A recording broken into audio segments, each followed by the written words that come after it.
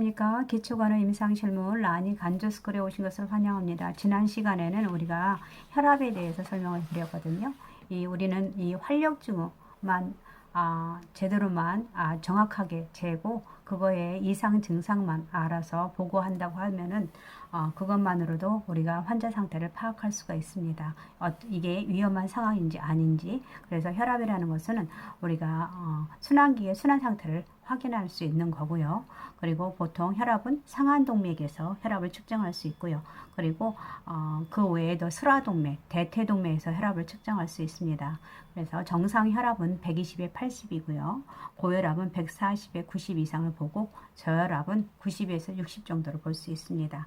그래서 이런 저혈압 같은 경우는 우리가 굉장히 조심해야 될 게 기립성 저혈압이 일어날 수 있기 때문에 우리가 그런 환자들은 침상에서 이렇게 세울 때 잠깐 붙들고 있어서 괜찮은지 봐야겠죠. 그리고 우리가 혈압으로 인해서 순환 상태를 알 수 있다고 했는데 이 순환 상태의 전신 순환을 알 수가 있습니다. 그래서 전신 순환의 순서를 보시면 우선 우심방, 우심실, 폐동맥, 폐정맥, 좌심방, 좌심실, 대동맥, 전신의 순서로 되고 있고요. 그래서 우심방에서 폐까지는 우리가 폐동맥까지는 우리가 노폐물 CO2를 많이 가지고 있다고 볼 수 있고 이 폐를 통해서 우리가 CO2를 내보내고 신선한 공기 O2를 가지고 폐정맥으로 들어와서 대동맥까지 O2가 많다고 보면 됩니다. 이게 혈압에 대해서 설명을 드렸고요. 우리가 그리고 혈압을 잴 때는 환자의 팔을 심장과 같은 높이로 재는 것이 정확하게 좋고요. 그리고 혈압을 재측정할 때에는 보통 2, 3분 정도, 2 내지 5분 정도 있다가 시간을 두고 재측정하는 것이 좋다고 했습니다. 이것은 그 이유는 정맥 우려를 정상 순환 상태로 회복시키기 위해 되는데 그 정도 걸린다고 했습니다. 그리고 그러면 오늘은 기록하기하고 간호 기록하기하고 그 다음에 신체 검진에 대해서 설명을 드리겠습니다. 먼저 보시면 간호 기록하기라는 것은 간호 기록은 기록할 때는 사실성이 중요합니다. 그리고 정확하게 돼야 되고요. 완결성이 있어야 되고 동시성이라든지 형식성, 무한성, 적시성, 간결성, 적합성의 원칙으로 해서 기록하는 것이 좋습니다. 그리고 수기 기록이 있고요. 수기 기록을 할 때는 언제나 우리가 보통 초번과 납번은 대입번이나 이분익번은 검정색이나 푸른색 이끈을 볼펜을 사용하도록 하고요. 밤번 근무자는 붉은색 볼펜으로 기록하는 것이 좋습니다. 그리고 기록할 때는 활 자체가 단정하고 똑똑하게 써야 되고 공식 약어 사용은 가능하지만 내가 아는 공식 약어는 사용하지 않도록 하는 것이 좋고요. 그리고 기록 후 반드시 작성한 사람의 성명을 다 써야 합니다. 그리고 기록이 잘못된 경우에는 적색 볼펜으로 한 줄 또는 두 줄을 긋고 그리고 거기에 에러라고 쓰고요. 그리고 정확한 기록을 다시 할 수 있도록 하고 각 기록 시에 날짜라든지 시간을 적도록 하는 것이 좋습니다. 그리고 아까 말한 것처럼 객관적인 내용으로 간결하게 쓸 수 있도록 해야 됩니다. 그리고 올바르고 정확하게 상담 혹은 방문 사후에 반드시 기록하도록 하고 투약이나 치료는 기록은 처치 전이 아니라 처치 후에 기록하도록 하고요. 환자 병세가 변화가 생기거나 이상한 증상은 즉시 기록하고 보고하는 것이 좋습니다. 그리고 기록 자체가 환자와 관련된 것이기 때문에 환자라는 말은 생략하고 기록할 수 있도록 하고요. 그리고 모든 기록장이나 보고장은 같은 종류끼리 모아서 정리하도록 하는 것이 좋습니다. 그리고 요즘에는 컴퓨터를 사용하기 때문에 EMR이라고 해가지고 컴퓨터를 사용한 기록을 하고 있는데 이것 같은 경우는 신분 확인, 아이디라든지 비밀번호 같은 것을 보안 유지를 위해서 환자에 대한 정보와 기록을 할 수 있도록 하고요. 그리고 이런 EMR 같은 간호사의 정확한 업무 수행이 증진될 수 있고요. EMR로 인해서. 그리고 기록 시간 전략으로 해서 환자에 대한 간호 시간이 증가된다고 볼 수 있습니다.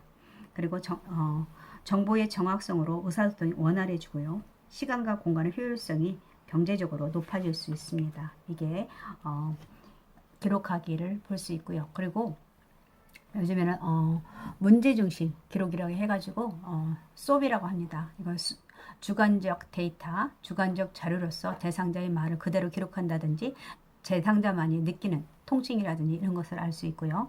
그 다음에 어브젝티브에 대한 객관적 자료에서 간호사가 관찰한 내용을 볼 수 있습니다. 여기에는 활력 징후라든지 의사의 기록이라든지 뭐 엑스레이나 혈액 검사 이런 것들이 다 포함될 수 있고요. 어세스먼이라는 것은 사정으로 이제 대상자의 머리끝부터 발끝까지 사정하는 겁니다. 그래서 주관적 자료와 객관적 자료를 분석한 후에 진단을 내리거나 대상자의 문제를 기록하는 것이라 할 수 있습니다. 그리고 플래닝 이런 모든 것들을 다 계획하여서 사정에서 제시된 진단이나 문제를 해결하기 위해서 간호중재를 계획하는 것이라고 볼 수 있습니다. 이게 기록하기라고 할 수 있습니다. 네. 건강사정 독계에 대해서 설명을 드리겠습니다. 신체검진 일반적인 순서로 보시면 시진, 촉진, 타진, 청진, 시촉, 타청이라고 볼 수 있고요. 복부검진은 시진, 청진, 타진, 촉진입니다. 그리고 체중 같은 경우는 항상 같은 시간에 같은 체중계로 같은 옷을 입고 재야 되고요. 그리고 병원 환경에서 아침 식사 전에 보통 체중은 식사 전에 동일한 시간에 측정할 수 있도록 하는 것이 좋습니다. 그리고 흉이 같은 경우는 가슴둘레 잴 때는 젖꼭지 높이에서 가슴둘레를 측정할 수 있도록 하고요. 그래서 신체 검진상의 주의사항을 보면은 신체 검진은 응급 상황에서는 대상자의 요구에 따라 먼저 사정을 하고요. 대상자가 안전된 상태에서 전체적인 건강 상태를 검진할 수 있도록 하는 것이 좋습니다. 그리고 검진 시간은 가능한 한 식사나 치료 혹은 면회 시간을 방해해서는 안 되고요. 그리고 이런 신체 검진을 할 때는 조용하고 개인적 공간을 준비하도록 하는 것이 좋습니다. 그래서 보시면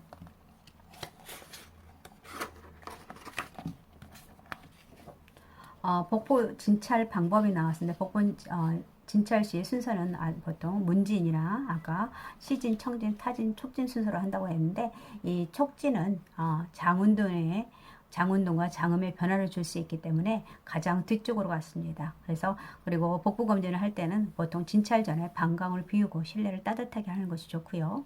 그리고 체인은 배행 Y로 하는 것이 좋습니다. 배행 Y는 앙와이로 누워서 다리를 구부리는 것이 배행 Y죠. 네.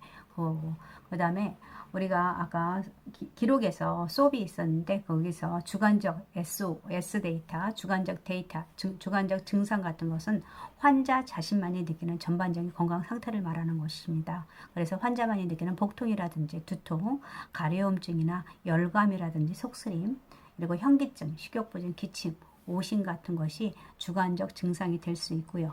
객관적 증상이라는 것은 의사나 상대방이 눈으로 판단할 수 있는 객관적 건강 상태를 말합니다. 그래서 보통 입술 색깔, 청색증이라든지 부종이라든지 기형, 활력증후 같은 거, 청색증이나 기침 같은 거, 그리고 39도의 고열 같은 거, 체온 측정으로 인해서 피부 발진 같은 거, 홍조나 오심, 항달 같은 경우는 그리고 기자 이런 것들은 기자 호흡한다. 앉아서 호흡하는데도 호흡이 약간 호흡곤란이 보인다든지 이런 기자호흡, 흉식호흡이라든지 흉식호흡이나 가슴까지 들썩이면서 하는 것을 우리가 눈으로 육안으로 관찰할 수 있는 것. 그리고 검사 결과상에서 혈액검사에서 헤모글로빈 CBC에서 헤모글로빈 수치가 10 미하라는 것은 빈혈을 나타낼 수 있죠. 이런 객관적으로 관찰 가능한 자료들은 모두 객관적 증상이 오브젝티브 데이터, 객관적 자료가 될 수 있습니다. 그래서 O 데이터가 될 수 있고요.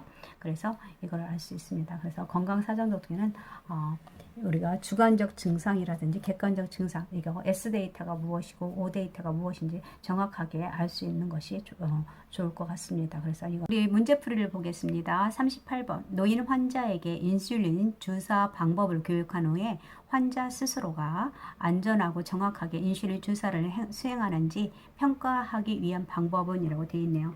이거는 우리가 평가 방법 중에 관찰법에 대해서 설명을 드리는 것입니다. 그래서 이것은 학습자의 학습 활동을 관찰해서 학습의 변화 내용을 매일 연속적으로 측정할 수 있다는 것이 있고요. 그래서 임산부들에게 신생아 목욕법을 실시한 후에 평가할 수 있고요. 그리고 여기 지금 설명한 것처럼 당뇨병 환자에게 인슐린 자가 주사 교육 시행 후에 기술 평가를 할 수 있습니다. 이 관찰법이고요. 그 다음에 구두 질문법이라는 것은 교육자가 말로 질문해서 교육의 결과를 대상자들이 올바로 이해했는지를 대답을 통해서 알아보는 방법입니다. 구두 질문의 장점은 1:1 관계로서 관계로 할 경우 대상자 이해 정도를 교육자가 즉시 알 수 있다는 거고요. 그리고 단점은 시간이 많이 소요되겠죠. 네, 이게 있을 수 있습니다. 그 다음에 질문지법이라는 것은 어떤 문제에 관해서 작성된 일련의 질문을 서면화해서 이를 피험자에게 지표로 응답하게 하는 방법입니다. 그래서 정의적 특성에 대한 정보 수집으로 방법으로 적당하고 동기화를 하는데 유용할 수 있고요. 그리고 설문지라든지 개방적 설문지라든지 진술식 보고서 등이 이렇게 사용할 수가 있습니다. 그 다음에 지필 검사는 문서 형태로 검사의 문항이나 질문을 제시하고 응답자로 하여금 응답을 체크하게 하거나 쓰도록 하는 것입니다. 이런 것이 지필 검사고, 평정법은요. 이 평정법은 대상자의 평가 내용을 숫자로 내용으로 연속선 위에 분류하는 측정 도구로 리커트라는 측정 척도가 있습니다. 가장 일반적으로 많이 쓰이고요. 그래서 설문조사에서 보통 예를 들면 설문조사에서 우리가 만족한다, 만족하지 않는다 이런 거 있었죠. 그게 리커트 척도 방법이라 할 수 있습니다. 여기서 설명은 관찰법이 되겠네요. 네. 그 다음에 두 번째로는 다음에 평가의 유형은이라고 있습니다. 초등학생에게 심폐소생술을 교육한 후에 평가 기준인 60, 80점 이상의 학생에게 수료증을 모두 발급하였다라고 되어 있네요. 이거의 방법은 우리가 보통 어떤 게 있냐면 답이 구조평가라는 것이 있고요. 절대평가도 있고 진단평가, 효율성평가, 상대평가가 있는데 보통 우리가 절대평가라는 것은 교육을 실시하는 후에 목표에 도달했는지를 보는 것입니다. 우리가 지금 국가고시 보고 있죠. 이 국가고시는 절대평가입니다. 그래서 우리가 이게 답이 2번이 되겠네요. 그리고 진단평가는 학습 초기 상태에서 교육 대상자를 최적의 상황에서 정치하기 위해서 실시하는 것입니다. 학생의 진단평가, 그래서 학생들의 그 상태를 파악해 가지고 거기에 맞게 할 수 있도록 하는 것이 진단평가고요. 그 다음에 상대평가라는 것은 학습 결과를 미리 만들어 놓은 기준의 척도에 비추어서 그것이 높다 낮다를 판정하는 평가 방법이라 할 수 있습니다. 그래서 답은 2번이 되겠네요. 절대평가입니다. 네. 그 다음에 3번을 보시면 40번을 39번에 하고 40번을 보시면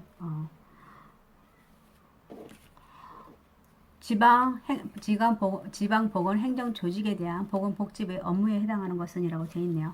그래서 보시면 우리나라 보건행정체계는 보통 두 개의 구조로 되어 있습니다. 보건행정체계가 행정적인 면에서 행정안전부에서 하고요.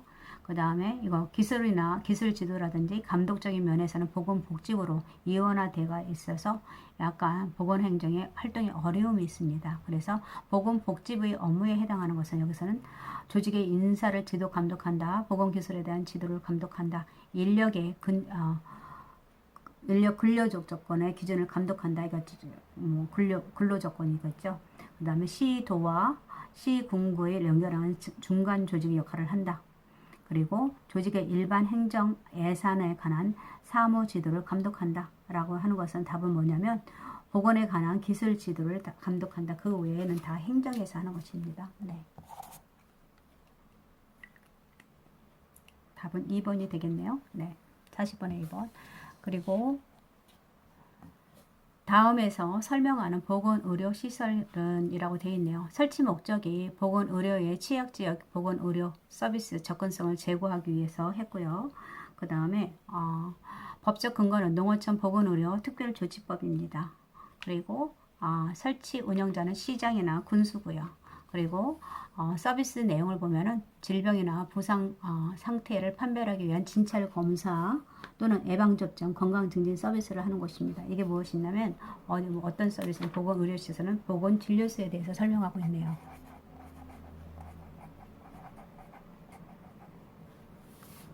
네, 그래서 이것은 보건진료 전담 공무원이 시행하고 있습니다. 네. 그 다음에 보건의료체계 구성요소 중 인력이나 시설, 장비, 지식 및 기술의 분류되는 것은 이라고 되어 있네요. 보건의료 전달체계 구성 요소를 보면은 보통 보건의료 자원을 개발하고 있고요. 그리고 지원의 조직 하나든지 보건의료 서비스를 제공하고 그게 경제적 지원이나 관리가 정책에 있습니다. 여기서 구성 요소 중 인력이나 시설, 장비, 지식 및 기술의 범주에 분류되는 것은 이것은 보건의료 자원을 개발해서 포함되겠네요. 답은 5번이 되겠습니다. 43번 보시겠습니다. 우리나라 노인 장기 요양 보험 제도의 서비스 대상자는 이라고 했습니다. 우리 장기 요양 급여 대상자들은 보통 만 65세 이상 또는 만 65세 미만 노인성 질병을 가진 자로 거동이 불편하거나 치매 등으로 인지가 되어 있어서 6개월 이상 혼자서 일상생활에 수행하기 어려운 사람에게 제공하는 것입니다. 그래서 노인성 질환이라는 것은 치매라든지 파킨슨병, 뇌혈관 질환, 뇌졸중, 뇌경색, 뇌출혈 등을 말하는 거고요. 그리고 장기요양보험 사업의 보험자는 국민건강보험공단이고요. 가입자는 국내에 거주하는 전 국민이 될 수 있습니다. 그리고 1등급은요. 1등급은 보통 95점 이상이고요. 95점 이상이고 전적으로 도움을 필요하고요. 그리고 2등급은 75점 이상에서 95점 미만 상당 부분이 됩니다. 그리고 3등급은 60점 이상에서 75점 미만 부분적으로 가능하고요. 제공해 줄 수 있고요. 그 다음 4등급은 51점 이상에서 60점 미만 일정 부분이 우리가 도움을 줄 수 있고요. 그 다음에 5등급부터는 경증치매라든지 등급별로 나눌 수가 있는데 45점 이상에서 51점 미만입니다. 그리고 인지지원 등으로 경증치매 등급의 B와 C가 되고요. 45점 미만이 되겠네요. 네. 이런 환자들인데 보통 보시면 여기 1번 조현병으로 6개월 이상 일상생활 수행이 어려운 20세 우리가 여기에 포함되지 않죠. 노인성 질환에도 포함되지 않고 일상생활이 수행 가능하다고 했습니다. 안 됩니다. 답이. 시각장애로 6개월 이상 일상생활이 수행이 어려운 30세 뭐 일상생활 수행이 어려운 것은 괜찮은데 나이가 안 되고요. 일단 그리고 우리가 포함된 노인성 질환이 안 됩니다. 결핵으로 8개월 이상 일상생활 수행이 어려운 60세 나이가 안 되고 있습니다. 파킨슨병으로 6개월 이상 일상생활 수행이 어려운 50세 질환이 되겠죠. 그래서 답이 4번이 되겠네요. 당뇨병으로 6개월 이상 일상생활 수행이 어려운 40세 이것도 질환도 안 되고 나이도 안 됩니다. 그래서 답은 여기서 4번이 되겠네요. 예, 답은. 네, 지금 43번은 문제풀이를 했고요. 그리고 다음 시간에는 감염관리와 무균술에 대해서 설명을 드리겠습니다. 오늘 함께 해주셔서 감사합니다.